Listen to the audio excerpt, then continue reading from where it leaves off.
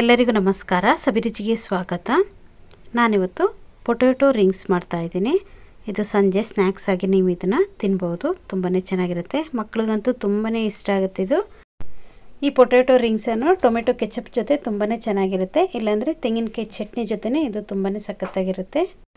ಬನ್ನಿ ಇದನ್ನು ಹೇಗೆ ಮಾಡೋದು ಅಂತ ನೋಡೋಣ. ಅದಕ್ಕಿಂತ ಮುಂಚೆ ನೀವು ನಮ್ಮ ಚಾನಲ್ಗೆ ಹೊಸಬರಾಗಿದ್ದರೆ ಇವಾಗಲೇ ನೀವು ಸಬ್ಸ್ಕ್ರೈಬ್ ಮಾಡಿ, ಪಕ್ಕದಲ್ಲಿರುವ ಬೆಲ್ ಐಕನನ್ನು ಕೂಡ ಪ್ರೆಸ್ ಮಾಡಿ. ಅದೇಗೆ ಮಾಡೋದು ಅಂತ ನೋಡೋಣ.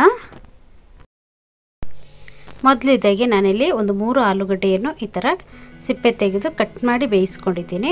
ಈ ಥರ ಬೇಯಿಸೋದ್ರಿಂದ ನಮಗಿಲ್ಲಿ ಆಲೂಗಡ್ಡೆ ನುಣ್ಣಗೆ ಬೆಂದಿರುತ್ತೆ. ಇವಾಗ ಇದನ್ನೊಂದು ಚೆನ್ನಾಗಿ ಮ್ಯಾಶ್ ಮಾಡ್ಕೊಳ್ಳೋಣ. ನೋಡಿ, ಚೆನ್ನಾಗಿ ಮಾಡ್ಕೊಂಡಿದ್ದೀನಿ. ಇದನ್ನು ಚೂರು ಗಂಟು ಇರಬಾರ್ದು, ಅದಕ್ಕೋಸ್ಕರ ಈ ಥರ ಚೆಂದ ಮಾಡ್ಕೋಬೇಕು. ಇವಾಗ ನಾನು ಇದಕ್ಕೆ ನೋಡಿ ಎಲ್ಲವನ್ನು ಚೆನ್ನಾಗಿ ಮಾಡಿ ಇಟ್ಕೊಂಡಿದ್ದೀನಲ್ಲ, ಇದಕ್ಕೇನೆ ನಾನು ಒಂದು 3/4 ಸ್ಪೂನ್ ಆಗುವಷ್ಟು ವೈಟ್ ಪೆಪ್ಪರ್ ಪೌಡರನ್ನು ಹಾಕ್ಕೊಂಡಿದ್ದೀನಿ.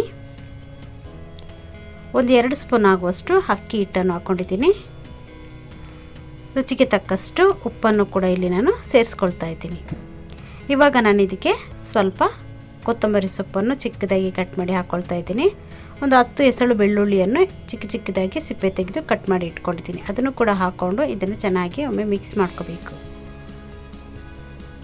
ತುಂಬಾ ಈಸಿಯಾಗಿ ನಾವು ಈ ಒಂದು ಸ್ನ್ಯಾಕ್ಸನ್ನು ರೆಡಿ ಮಾಡ್ಕೋಬೋದು. ಇದಕ್ಕೆ ನಾನಿಲ್ಲಿ ಹಾಕ್ತಾ ಇರೋದು ಜೋಳದ ಹಿಟ್ಟನ್ನು ಹಾಕ್ಕೊಳ್ತಾ ಇದ್ದೀನಿ. ಇಲ್ಲಿ ನಾನೊಂದು 4 ಸ್ಪೂನ್ ಆಗುವಷ್ಟು ಜೋಳದ ಹಿಟ್ಟನ್ನು ಹಾಕ್ಕೊಂಡಿದ್ದೀನಿ. ಮೊದಲಿದಾಗಿ ನಾನು 4 ಸ್ಪೂನೇ ಹಾಕ್ಕೊಂಡಿದ್ದೀನಿ.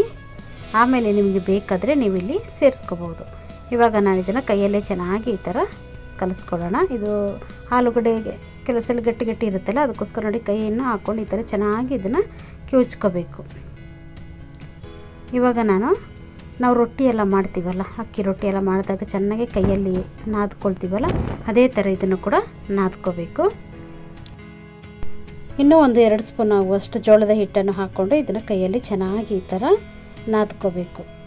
ಸ್ವಲ್ಪ ಪ್ರೆಸ್ ಮಾಡಿ ನೀವು ಈ ಥರ ನಾದ್ಕೊಳ್ಳಿ. ಕೈಗೇನು ಅಂಟಬಾರ್ದಿದು, ಅಷ್ಟರೊಳಗೆ ನಾವು ಇದನ್ನು ನಾದ್ಕೊಳ್ಳಿ. ಇನ್ನೂ ನಾನು ಇಲ್ಲಿ ಪುನಃ ಒಂದು 2 ಸ್ಪೂನ್ ಆಗುವಷ್ಟು ಹಿಟ್ಟನ್ನು ಹಾಕ್ಕೊಂಡಿದ್ದೀನಿ. ನಾನು ಈ ಕಪ್ಪಲ್ಲಿ 1 ಕಪ್ ಆಗುವಷ್ಟು ಹಿಟ್ಟು ತಗೊಂಡಿದ್ದೆ, ಅದರಲ್ಲಿ ಒಂದು 2 ಟೇಬಲ್ ಸ್ಪೂನ್ ಆಗುವಷ್ಟು ಹಿಟ್ಟನ್ನು ಉಳಿಸ್ಕೊಂಡಿದ್ದೀನಿ. ಇನ್ನೆಲ್ಲವನ್ನು ಹಾಕ್ಕೊಂಡಿದ್ದೀನಿ. ಇವಾಗ ನೋಡಿ ಇದಕ್ಕೆ 1 ಸ್ಪೂನ್ ಆಗುವಷ್ಟು ಎಣ್ಣೆಯನ್ನು ಹಾಕ್ಕೊಂಡು ಇದನ್ನು ಸಾಫ್ಟಾಗಿ ಇನ್ನೊಮ್ಮೆ ನಾದ್ಕೋಬೇಕು. ಎಣ್ಣೆ ಹಾಕಿದ್ಮೇಲೆ ಇದು ಕೈಗೆ ಏನು ಅಂಟೋದಿಲ್ಲ, ನೀಟಾಗಿ ರೌಂಡ್ ಮಾಡ್ಕೋಬೋದು. ನಾವು ಇದನ್ನು ಸಾಫ್ಟಾಗಿ ಕಲಿಸ್ಕೊಂಡಿದ್ದೀನಿ ನೋಡಿ,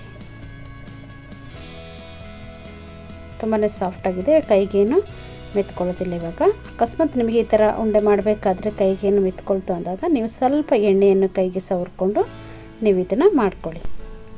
ನೋಡಿ, ಇಲ್ಲಿ ಚಿಕ್ಕ ಉಂಡೆಗಳನ್ನಾಗಿ ನಾನು ತಗೊಂಡಿದ್ದೀನಿ. ಅದನ್ನು ನೋಡಿ ಕೈಯಲ್ಲಿ ಈ ಥರ ಒಂದು 2 ಸಲ ಈ ಥರ ನಾವು ಕೈಯಲ್ಲೇ ಈ ಥರ ತೀಡ್ಕೊಂಡ್ರೆ ಸಾಕು. ನೋಡಿ, ಅದು ನೀಟಾಗಿ ಈ ಥರ ರೌಂಡಾಗಿ ನಾವು ಮಾಡಿ ಇಟ್ಕೊಳ್ಳೋಣ. ಇದೇ ಥರ ನಾನು ಎಲ್ಲವನ್ನು ಮಾಡಿ ಇಟ್ಕೊಳ್ತೀನಿ. ನಾನಿಲ್ಲಿ ಒಂದು ಪ್ಲೇಟಲ್ಲಿ ಫುಲ್ ಮಾಡಿ ಇಟ್ಕೊಂಡಿದ್ದೀನಿ. ಇವಾಗ ನಾನು ಇದನ್ನು ಕರೆದು ತಗೊಂಡ್ಬಿಡೋಣ.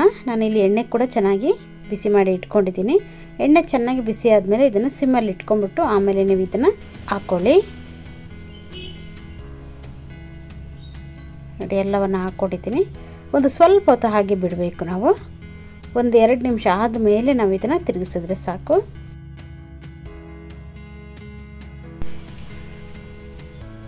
ಇವಾಗ ನೋಡಿ, ಇವಾಗ ಇದನ್ನು ಸ್ವಲ್ಪ ಈ ಥರ ಮಾಡ್ಕೋಬೇಕು. ಎಣ್ಣೆಯಿಂದ ಮೇಲೆ ಇರೋದನ್ನೆಲ್ಲ ಸ್ವಲ್ಪ ಈ ಥರ ಪ್ರೆಸ್ ಮಾಡಿಕೊಂಡ್ರೆ ಅದು ಎಣ್ಣೆ ಮುಳುಗಿ ಚೆನ್ನಾಗಿ ಬೇಯುತ್ತೆ. ಇವಾಗ ಇದನ್ನು 2 ಸೈಡು ಚೆನ್ನಾಗಿ ಬೇಯಿಸ್ಕೋಬೇಕು. ಸ್ವಲ್ಪ ಕಲರೆಲ್ಲ ಸ್ವಲ್ಪ ಚೇಂಜ್ ಆಗುತ್ತೆ, ಆವಾಗ ಇದು ಆಗಿದೆ ಅಂತ. ನೋಡಿ, 2 ಸೈಡು ಚೆನ್ನಾಗಿ ಫ್ರೈ ಮಾಡ್ಕೋಬೇಕು. ತುಂಬಾ ಚೆನ್ನಾಗಿರುತ್ತೆ. ನೋಡಿ, ಇಲ್ಲಿ ಕಲರ್ ಕೂಡ ಚೇಂಜ್ ಆಗಿದೆ. ನೋಡಿ, ರೆಡಿಯಾಗಿದೆ. ಇವಾಗ ಇದನ್ನು ಎಣ್ಣೆಯಿಂದ ತೆಗೆದುಬಿಡೋಣ. ಇದೇ ಥರ ನಾನು ಉಳಿದಿರುವ ರಿಂಗ್ಸನ್ನು ಹಾಕ್ಕೊಂಡು ಇದೇ ಥರ ಫ್ರೈ ಮಾಡಿ ತೆಗೆದುಬಿಡೋಣ. ಕಲರ್ ನೋಡಿ ಎಷ್ಟು ಸಖತ್ತಾಗಿ ಕಾಣಿಸ್ತಾ ಇದೆ ಅಂತ, ತುಂಬಾ ಚೆನ್ನಾಗಿರುತ್ತೆ ಇದು. ಈ ಪೊಟ್ಯಾಟೊ ರಿಂಗ್ಸ್ ಜೊತೆ ತೆಂಗಿನಕಾಯಿ ಚಟ್ನಿ ಜೊತೆ ತುಂಬಾ ಚೆನ್ನಾಗಿರುತ್ತೆ, ಇಲ್ಲಾಂದರೆ ಟೊಮೆಟೊ ಕೆಚಪ್ ಜೊತೆನೇ ಇದು ಚೆನ್ನಾಗಿರುತ್ತೆ. ನೋಡಿದ್ರಲ್ಲ ಎಷ್ಟೊಂದು ಈಸಿಯಾಗಿ ನಾವು ಪೊಟ್ಯಾಟೊ ರಿಂಗ್ಸನ್ನು ಮಾಡ್ಕೊಂಡಿದ್ದೀವಿ ಅಂತ. ಈ ವಿಡಿಯೋ ನಿಮಗೆ ಇಷ್ಟ ಆದರೆ ಲೈಕ್ ಮಾಡಿ, ಶೇರ್ ಮಾಡಿ, ಸಬ್ಸ್ಕ್ರೈಬ್ ಮಾಡಿ. ವಿಡಿಯೋ ನೋಡಿದ್ದಕ್ಕಾಗಿ ಧನ್ಯವಾದಗಳು. ನಾನು ಸಬಿ.